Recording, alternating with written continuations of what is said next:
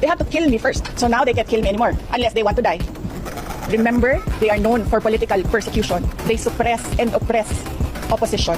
They assassinated their political enemy. Ang hindi lang po nagawa ni Benigno Aquino Jr., hindi siya nakaganti kasi hindi siya nagbilin. But you know, Benigno Aquino Jr. is not Sara Duterte. So that's the playbook. Yes. Lahat ng galaw ko, lahat ng ginagawa ko, kung saan ako, alam niya, alam nila, ganito ang gagawin sa security mo, imo-monitor ka, well, that's one threat. But that is a possibility. You see what they're doing right now? They are undermining my security. Hindi ko pa dinidiscuss ang galing sa PNP. Diba? Meron kayong mga naririnig ng akusasyon ng nakawan dito sa ating gobyerno. Naririnig nyo ba na millions ang ninanakaw? Hindi, diba? Ang naririnig nyo billions ang ninanakaw. Napakaliit na amount ang 150 million. So bakit kami magnanakaw ng 150 million? Ang problem sa 125, binigay siya sa amin December na. Requirement in government offices, you have to utilize money before December 31. They cannot be divulged in public. It will compromise lives and security of personnel who are cooperating or who are nandoon sa kabila na asset. You cannot. That is why it is called confidential funds.